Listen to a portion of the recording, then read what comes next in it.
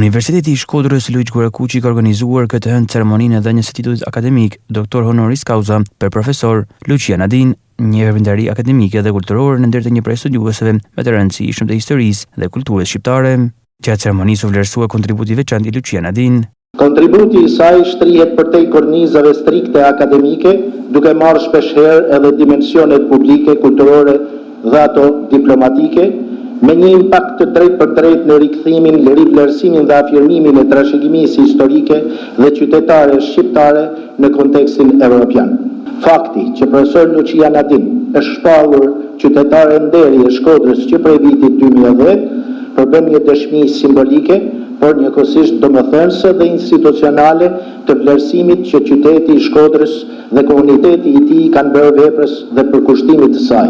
Ky titull pasqyron jo vetëm respektin për kontributin e saj shkencor, por edhe mirënjohjen për rolin që ajo ka luajtur si ndërmjetëse kulturore dhe akademike midis Shkodrës, Shqipërisë dhe hapësirës më të gjerë evropiane.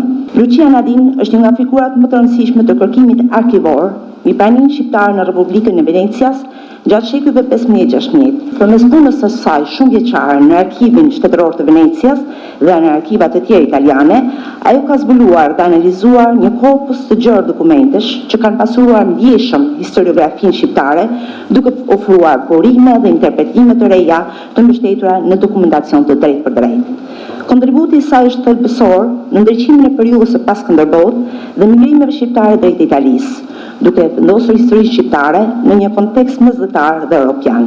Shkodra tashmë nuk ka hyrë vetëm në studimet e mia, por ka hyrë edhe në vetë qenien time, tha ndër të tjerë në fjalën e saj Nadin.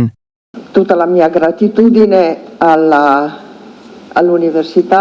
Gjithë mirënjohja ime shkon për universitetin, për kolegët dhe për qytetin e Shkodrës, i cili ka qenë gjithmonë në qendër të studimeve të mia prej rreth 30 vitesh tashmë, që nga momenti kur unë takova Shqipërinë, dhe ajo pak kohë që më ka mbetur ende për të punuar, padyshim që do ketë gjithmonë në pranë parë Shkodrën. Shkodra tashmë nuk ka hyrë vetëm në studimet e mia, por ka hyrë edhe në vetë qenien time. Sot dua vetëm të jap disa fragmenta asaj që ka qenë kërkimi im gjatë këtyre rreth 30 viteve. Kam ardhur në Shqipëri në vitin 94, kështu që kam jetuar të gjitha vitet e gjalla, po ta quajmë kështu, por në të vërtetë tragjike të Shqipërisë atyre viteve, vetëm disa fragmente që kujtojnë lidhje historike shumë shekullore që kanë ekzistuar mes qytetit të Shkodrës dhe Venedikut, dhe sa shumë shkodranët kanë qenë gjithmonë të pranishëm në historinë e Venedikut dhe në atë që më pas u bë ripërpunimi i miteve të historisë së vet që Venediku krijoi.